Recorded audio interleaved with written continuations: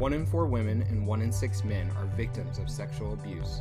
And these numbers don't highlight the disproportionate numbers of those survivors who don't report, or those survivors who may identify elsewhere on the gender spectrum. This podcast is for all of us, survivors of sexual abuse and assault, who want to experience a life worth living beyond a tragic past. My name is DJ Burr, and I'm a licensed mental health therapist, author, screenwriter, sober person, and I'm a survivor of sexual abuse. I know the complexity of healing from trauma. I also know the joy that comes from the healing process. Hear our stories and share your own. You are not alone.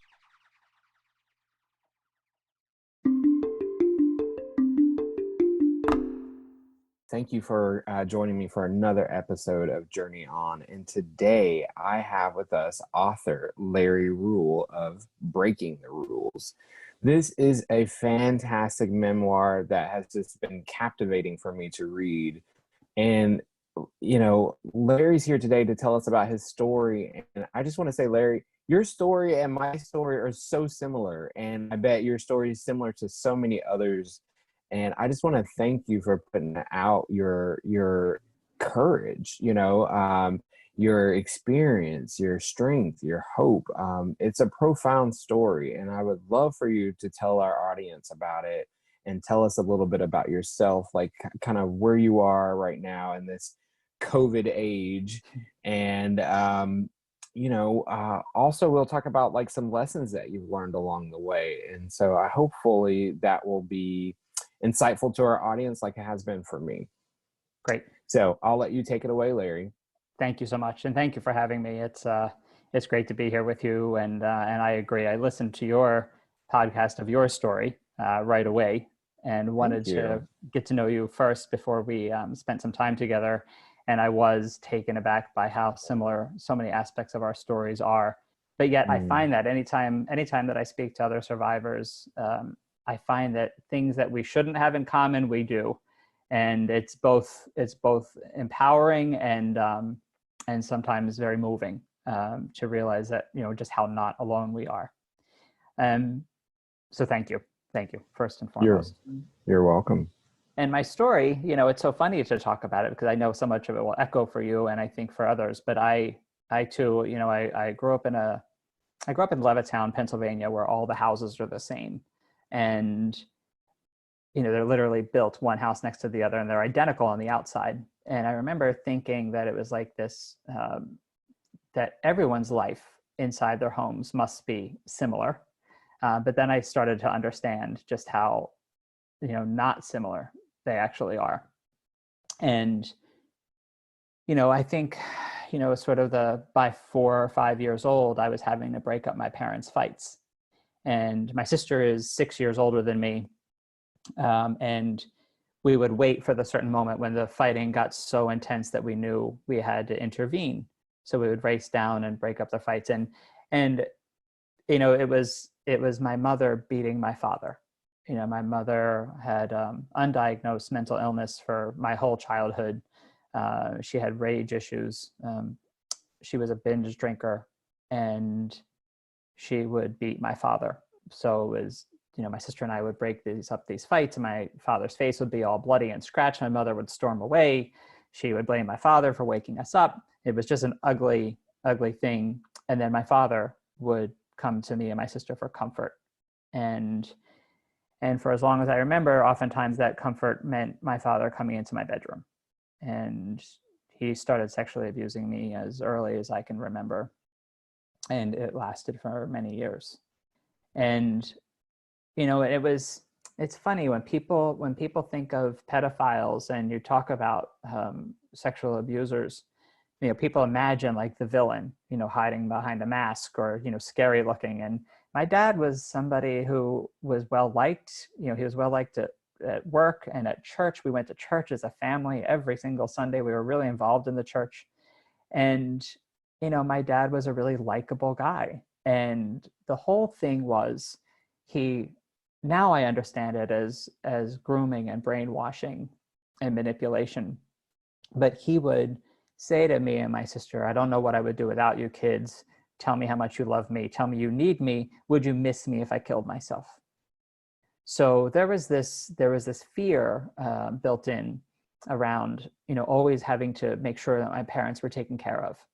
And, my mom was violent to my sister on one specific occasion that was horrifying and brutal. She brutalized my sister, and she consistently, beat up my father. She never physically hurt me, because I knew how to cater to what my mom needed.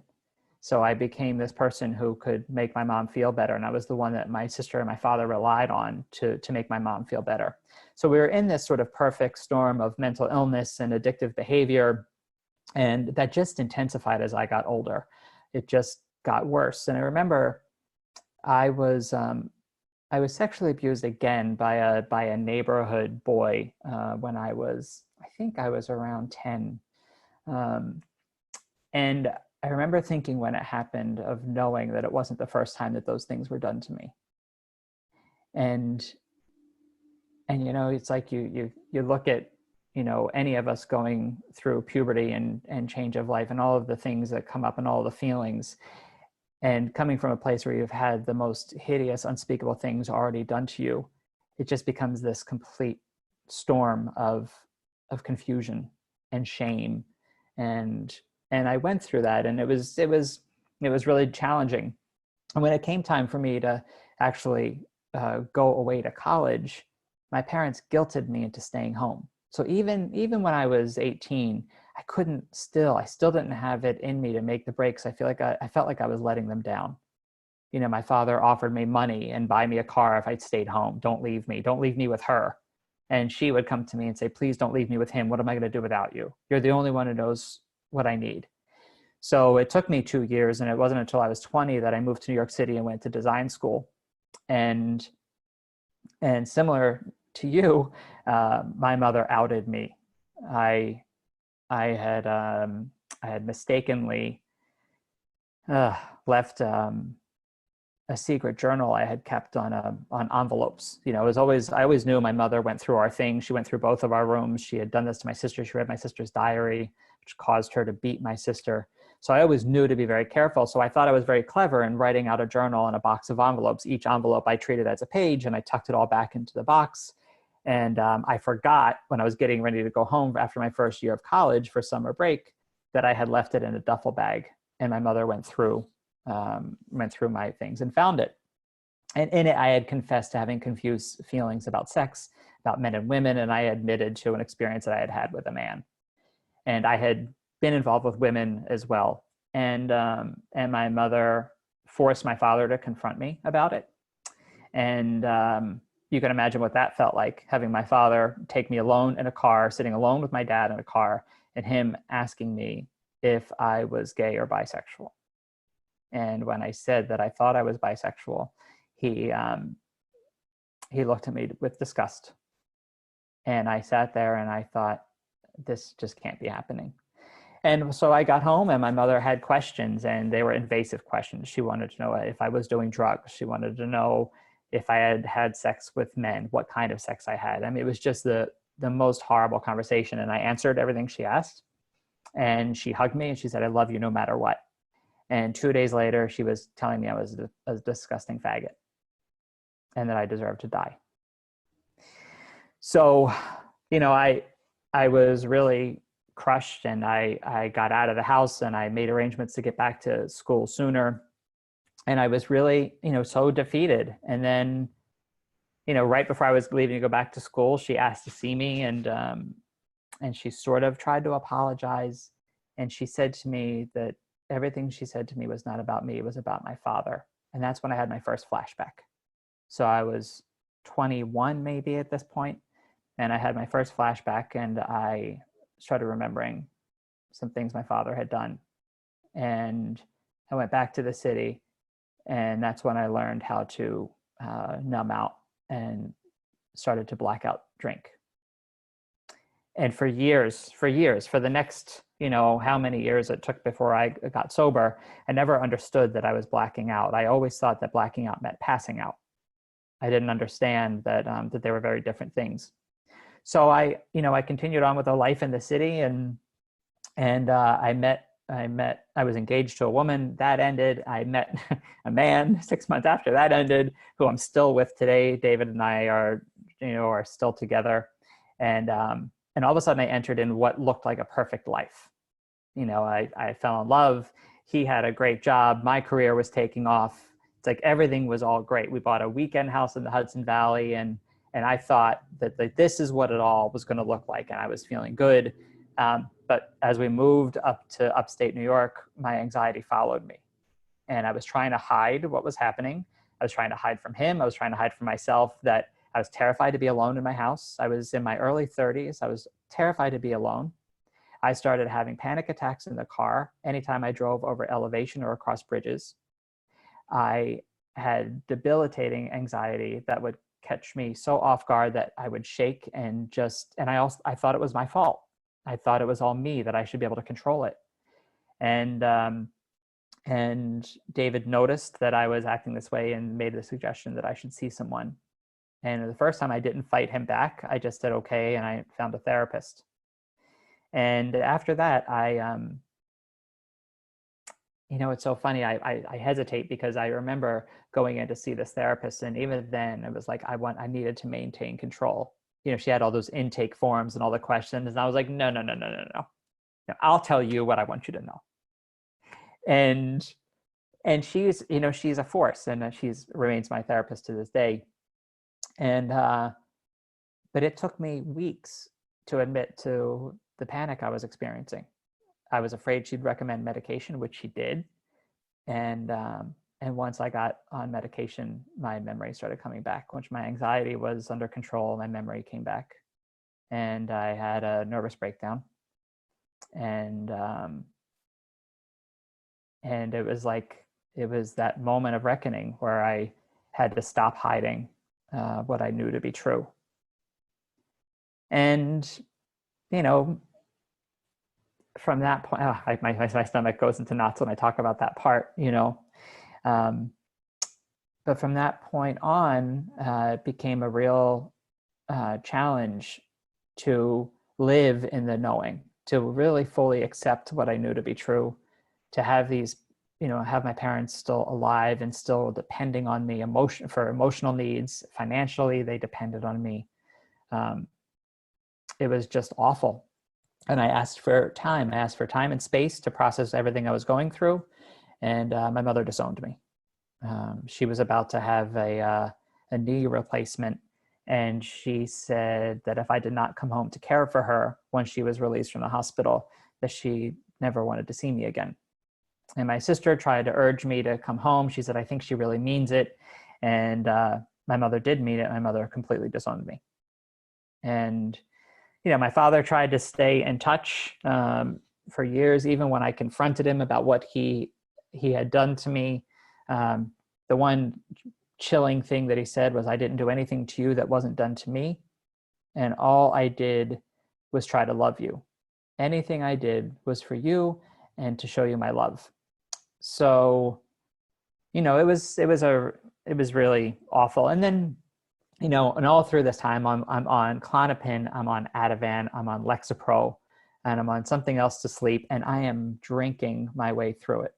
I'm making the jokes that an Ativan is much better with a martini, and I am not in good shape. I have, in the course of 3 very, very dark years, I fantasize about suicide. I plan out how it's going to happen. I start saving pills when I can. I'm asking for extra prescriptions, and I am drinking my way through it. And I'm probably on one of my darkest days. I confided in my therapist, and she demanded that my husband join for a session. And David did, and it was a sort of an honest moment where I said, every time I go into the city, into New York City, this is what I'm fantasizing about. This is what I'm planning. So that's when things started to shift. One night I lost track of how many Klonopin I took. I ended up in the emergency room. The emergency room doctor asked me if I was suicidal. I said no. And she said, your blood alcohol content is off the charts. Will you be willing to go to a meeting or to get some counseling for alcoholism? And I smiled and said, yes, of course, absolutely. And I lied my way through it. And my husband sat there and shaking his head, knowing that I didn't mean it. And I drank like that for a few more years. I numbed out every night. It was the only way that I could, well, that sounds a little bit like a cop out. It was the way that I was dealing with my flashbacks and my memory coming up. And I just drank into a blackout. By the last year, it was every night. And it was a real strain on my relationship. It was a strain on my body. My liver was all screwed up. My numbers were screwed up. And I was not well. I didn't look well. I was not, and all the time I'm like running my own business. And it was just a shit show, to be honest. And I had another trip into the city to go work with a client. And the first thing when I parked my car, before I even checked into a hotel, I went and bought, for a 2-night stay, a bottle of vodka, a bottle of gin, and 2 bottles of red wine. And I thought, well, I hope this is going to be enough. It should be enough as long as I continue to go out and have cocktails at restaurants. And I woke up the next day, and it was one of those moments that was out of my control. And I heard a voice and said, you have a problem and you're going to die if you don't do something. And I reached out to an old employee, somebody who had worked for me, a young kid who had almost died of a heroin overdose. And I knew he had gotten sober. He was sober for 3 years. And I reached out to him, and he met me for dinner, and he was very, very sweet. He would always just say, how's my Larry doing? And he asked me the same question. We were sitting down at dinner. He said, how's my Larry? And I said, not so great. I think I may have a problem. And, he just took my hand and he said, can you just do one thing for me? I said, yes. He said, just don't have a drink tonight. Can you do that? Just don't drink tonight. And I agreed. And I got to my first meeting the next day. And that day remains my sobriety date. And, it was very, it changed my life in so many ways. But as anybody in recovery knows, those first couple of months, then all of a sudden, without your escape, then you're left to feel.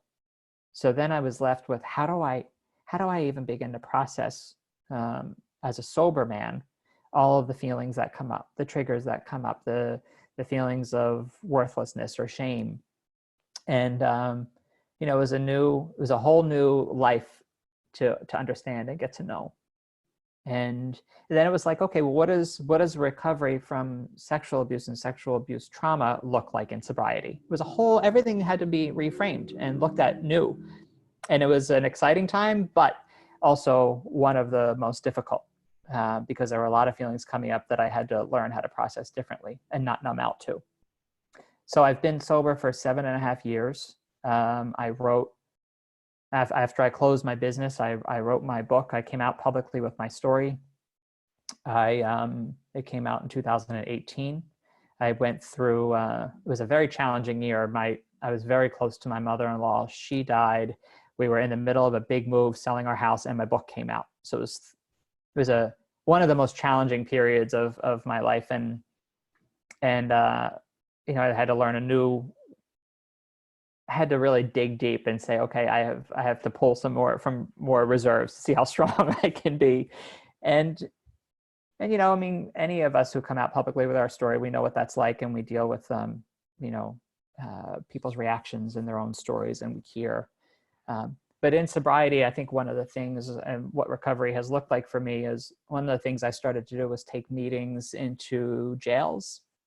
And that has been the most rewarding part of my recovery, and has given me a new understanding of the link between sexual abuse and addiction and alcoholism. Because I tell you, I mostly have gone into women's jails. And I will tell you that in my experience, 90% of the alcoholics in any room that I've gone into in the jail system are also survivors of sexual abuse. So that's been an important continuum of my healing work and my recovery. Now in an era of COVID, it's obviously that has stopped. It's very difficult. My heart feels heavy. I miss it. I miss going into the jail. because it's just, it's profound and very moving. And, you know, that's kind of like where I'm at now. You know, it's what the journey has been, and now where I'm at. And, you know, I'm very fortunate. After the book came out, I had about 4 months of book readings and podcasts and things that I did. And then I just realized, okay, I think I need to replenish. I'm exhausted. I'm tired. I'm a little run down. It was the first time I asked myself, what do you want to do now? Giving myself permission. It's like, okay, what do you want to do? I have a supportive husband, and he said, you know, take some time. So I spent most of 2019 going to different artist residencies in different countries, reconnecting with visual art, you know, all the things I used to do as a kid that my mom used to make fun of me about. I've now, in my late 40s, have reconnected to, and have given myself permission to just do. You know, I found my way I speak at a conference on dissociative identity disorder every year. That is like, I feel like I found my people. You know, I give talks on creative ways of healing, how we can use creativity as a real method to healing. And that's something that I really thrive on now. And now I have an opportunity to do it. It's one of the benefits of COVID time has been to dive in deeper. And that's pretty much where I'm at. Wow, wow, wow, wow. I mean, your story is so profound and powerful, Larry. Thank you for sharing with us. You know, when I sat down to read your story, so this is the thing. I started reading it, and then I was like, I want to read it faster. So I downloaded the audiobook and sped it up because I was Thank like you. so entrenched. I was just like, oh my God, what is going on? And I felt like I was like right there as a fly on the wall. Like, you're very detailed in your experience of the abuse from your mother and your father, to the relationships up and down. You know, it was just so moving to be on the journey with you. What do you think is maybe the most profound thing that you learned through this whole experience of what you went through and kind of where you are now? Is there one thing that just stands out? Yeah, I think that the one thing, it's a great question. I think that the one thing that stands out is that I'm more resilient than I ever imagined I was. And Yes. I don't say that from an ego place. I say that from a place of just being grateful that I did not choose to end my life. Yeah. You're not the only one who has thought about that, Right. right? You know, Yes. it's such a complex issue, Yes. right? You know, as a child, you don't know what's right and wrong, right? Right. But you know that something doesn't feel good, right? And that's a Yes. feeling, in my experience, it's a feeling you don't want to have, Right. right? And so you think of all the ways to let go of that feeling. And for me, it's kind of like that's what the addiction is for. It's like you try out all these different things to try to make those feelings go away. It's that numbing, Yes. right? And not everything works, you know, Right. food, sex, drugs, you know, whatever. Um, and sometimes you just get to the point where you're just like, you don't want to do it anymore. And so I Right. understand that. I truly understand that. It's just like a heartbreaking experience, I think, to have both parents to be engaged in abuse Mm-hmm. in a household, right? Mm-hmm. Like, it's like your home is supposed to be safe, but you know, Right. based on what I know of your story, it didn't sound like anywhere was safe. Did you No. ever find a place where you felt like you could be your authentic self as a kid away from your family? No. No. And Mm, I think that, you know, I think that you bring up such a great thing that I haven't really talked much about before. Um, but the whole idea of finding home, right? The whole idea yeah. of like feeling. And it wasn't until this year and moving back to where I'm living now that I actually feel like I'm home. Mm, And it's been this huge relief that I could not have anticipated it because it caught me off guard. Um, you know, but yeah, I mean, growing up, I mean, there was never, it just never felt safe ever. Mhm. And yeah, I mean, I think I was thinking about, there was this has been coming up for me, but when I was still living at home, there was this older woman I did some yard work for. She was very fancy. She had a big, beautiful house with this beautiful gardens, and I helped her. And she had like moved from a mansion, and she was like living in this other fancy part of town. And I remember like that was the one place that I felt safe, was working for this woman, Elizabeth. And I would go and Mhm. spend my time with her, and I felt safe and nurtured, and she'd make me tea and she'd have me come in, and I was like trimming her hedges and then going in and sitting down to this tea with like fancy cups. And I remember it's like that's like those little snippets of like moments where I felt safe, and that was one of them. Mhm. But that didn't go over well with your mother. No, no, my mother No. was jealous of anyone that I spent time with other than her. And Mhm. that went well into when I met my partner who became my husband. I mean, even towards the end when everything was unraveling, my father, expressed jealousy and envy of my relationship with my husband's parents. And that just blows my mind, Yeah. right? It just kind of just shows you uh how unwell Hmm. these folks were, Yes. your folks, right? Yes. They had their own set of issues. Exactly. Did they ever get help? No. No. No. No. And Mm. as a matter of fact, it's that leads right out obviously into an important thing, which is about forgiveness and how we move on past this stuff. Because my parents are still alive, we have no relationship, but my sister took them in, so they still live with my sister, Oh my goodness. which has been a strain on my relationship with my sister, who has been supportive of me and my story and writing the book, and at the same time balances having to care for my parents. Wow. I know. I know. Just wow. I mean, because your sister has kids, right? Or at She least has one. one. Yep, she has one. And Mhm. my sister and I, we work hard to maintain a relationship. It's usually pretty strained. I mean, how could it not be? Right. But I mean, DJ, you know this. It's like I have a sister who said she believed me from the very first time I said this. She Hmm. never once questioned. Now, she also says she doesn't remember anything specific, but she has hazy things of remembering what had been done to me. So Right. I got validation, which I know a lot of survivors don't get, Hmm. especially when you have a parent who abuses one child and not others. Sometimes the others who weren't abused don't believe that it happened. Right. And, and I had this validation, which was very hard to it. It was hard, and I was grateful for it, but it was hard at the same time. Of course. I mean, I remember reading, there was a part, I think, where your sister said to you that she remember you crying whenever she would like go Yes. away to a friend's house. Yes. You didn't want to be left alone, Right. right? And she was Yes. also a child, so how much was she supposed to be Right. able to do to protect you? And I imagine that sits with her. Yes. To And this day. yeah, and I hope that she has gotten the help that she needs.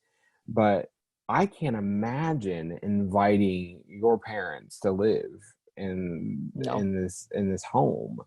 But that's a decision that she has made. So I'm Right. curious, what are the boundaries Mm. between you and your sister right now, seeing that she lives with your parents and you have no relationship with Hmm. your parents?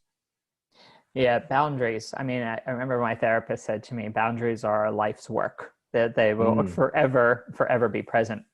And, the boundaries with my sister around this have shifted numerous times through the last, I think I've been estranged from my parents for, I think, about 12 years. They've shifted because at first my sister did not want my niece to know the truth. yeah.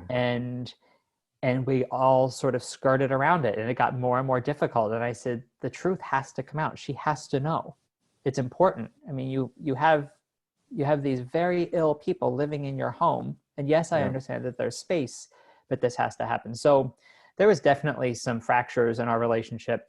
um, and now I think over the last 2 years especially, I really just started to detach in a healthy way, detach with compassion as much as I possibly can. and Yeah. just say, I have no control over what my sister chooses to do or how she chooses to live with them. I understand that, and to use the phrase, that she still perhaps drinks the Kool-Aid of manipulation from my dad and guilt. Mm, And I stopped. I don't do that anymore. But, I don't want to land in anger either, because a healthy boundary is going to mean that, you do what you need to do, and I'm going to do what I need to do. And right. certainly for me, what I need to do is continue to speak the truth, and to be of support to other survivors in any way that I can find. Yeah. And you do that, right? You wrote this book, this really Yeah. profound book, and you were once a board member of Male Survivor. Is that correct? Yes, that's correct. Okay. And you have gone into the jails to start Yes. meetings and help women who are, dealing with addiction, but also who are survivors of Yes. sexual abuse. What are the things that you're hoping to be able to get back into Mhm. after there's a vaccine for COVID? There is no doubt that I will return to doing service in jails, Okay. because I find that it's a population that's not being served fairly. And that we could go off into a whole tangent about my feelings around that, but Well, I could um, too. let's face it. I look at, I hear the stories and I understand the repeated crimes and why they're in there. And I'm telling you, there are so many people who just don't belong there. They shouldn't be there. So, but there are Mhm. no services. So I'm eager to get back to the jails, and to do that work. I've also, even though I swore off writing another book, I am working on something, um, Mm. which I didn't think I was going to do, and it's taken me these 2 years to even consider it. But I really am starting to explore what this next book could actually be, and how it perhaps could fall in line with trying to reach out to other survivors as well in a different way. Nice. So Yeah, I that's love like that. that's like COVID, post COVID, and I also really miss traveling. I did an art residency in Morocco last year, Mm. and part of the residency was, at the end they asked you to show your work, and I had done this project where I hand wrote out all of the pages of my memoir into a journal, for the 3 weeks, because Mm-hmm. I wanted to. It was a working through something around my mother reading my journals. And then what I did was I Mm. went back and illustrated it using photographs, and it ended up being darker and a little more powerful than I had anticipated. And I showed it. And I can't tell you, when we had the open studios night, all of a sudden I looked, and my small space was filled with people. And one by one, I realized these women were waiting to speak to me. And they start asking me questions like, how do you forgive? Mm. We are told here that we have to honor our parents no matter what. How do you possibly begin to forgive them? So, I started to understand the different ways of reaching survivors, and how much we can share with one another, even when there's a language barrier, Yeah. even when somebody's not comfortable with saying the truth of what happened to them yet. There are ways to communicate. And it was really life-changing for me. It was such an important part of my healing journey to understand a new way to communicate with people without getting Wow. triggered, and without. Yeah, that sounds really, really cool. I hope that you're able to get back out there and have Yeah. those experiences, because we know there's survivors all over the world. I mean, I have Yes. listeners all over the world, Yes.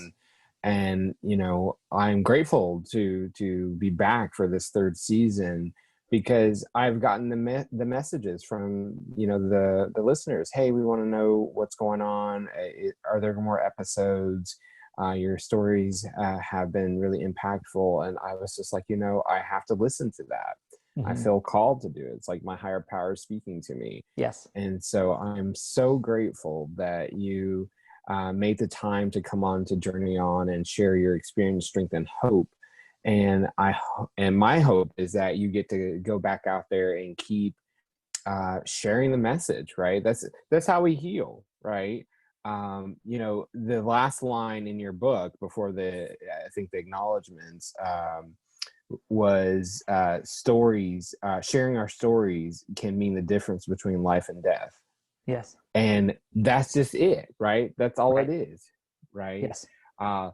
We either share our stories and thrive, or we stay in silence. And a piece of us dies every time that we are silent. Yes. And I think there's so many people out there who struggle with saying their truth. Mm-hmm. And I wonder, is there one thing that you could say to that person today that you think might be helpful to encourage them to speak up? Yeah, I think that the one thing I would say is that when you find a way to express yourself or express something that you feel ashamed about, you will create more internal space. Mm. There's a part of you, even if it's a small part, there is a part of you that will feel free. I love it. I love it.